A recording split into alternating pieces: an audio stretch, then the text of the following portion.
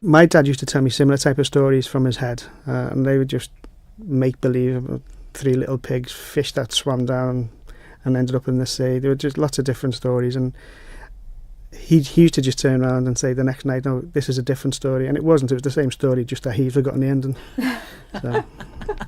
I love what you're saying about the different voices, because I don't know if you do the same thing when you read stories, is that you forget what accent you gave to a certain character. That's always a little bit tricky, that one. Well, today it was funny because I was trying to put voices on the actual animals. I've done 3 readings today at the nursery in Onken Beehive, and they're 3.5-year-olds, so I was expected to put voices on. And unfortunately they did better voices than I did. So you are no stranger to writing, though, because you used to write, what was it, limericks for special occasions? I did, yes. In work, or for, whether it would be someone's birthday, a leaving party or something, I'd always be asked to actually write a limerick about the actual individual, and I'd just get facts from the date they were born, what was on TV at the time, what was number 1 in the charts, and any sort of idiosyncrasies about the individual, and also obviously sometimes on sad occasions of funerals and things like that, I've put something together that's been read out at funerals, bit more moving, a bit more sad, but at the same time the same sort of concept. It is. It's all about the power of words, isn't it? It to transport people somewhere. Mm-hmm. And I think you've got other books in this particular series still to come, haven't you? But has this made you think that actually you would want to write full time? Absolutely. I think initially it was just to be able to say to my little boy and my wife, look what we've done, and also to say to him, never put obstacles in your way, because I never thought I'd be an author, and the only person who actually put that obstacle in my way was me. I just assumed that no one would want to publish it.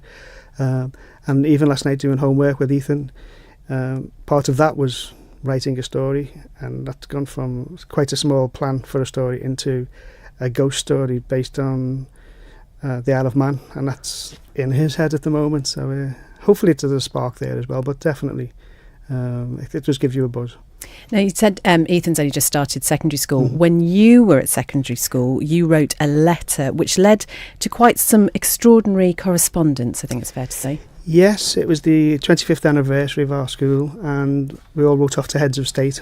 I was fortunate enough to write off to King Hussein of Jordan, and some people got postcards back, some people got no response.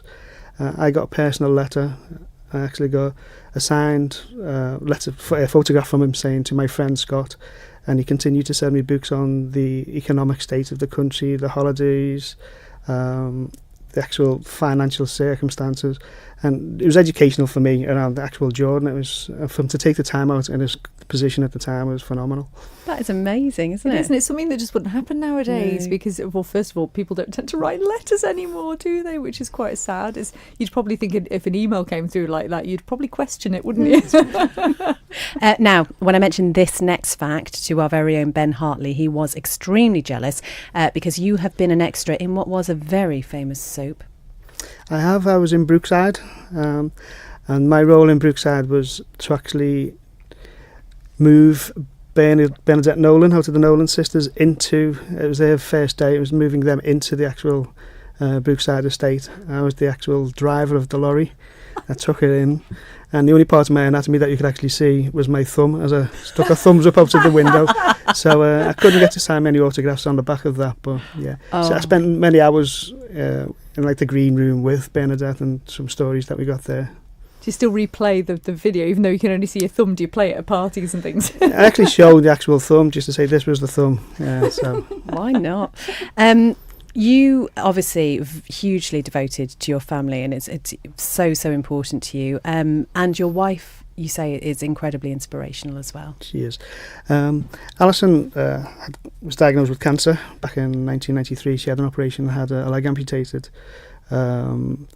But for anyone who knows her, anyone who's met her, she's just an inspiration. She is, but she puts me and Ethan to shame. He can't tidy his bedroom. I'm lazy with the dishes, but the housework's done. She just is. She just gets on with life, and I think it puts everything into perspective to turn around and say, there's people out there. Even from Alison's point of view, there's people out there worse off than myself, and so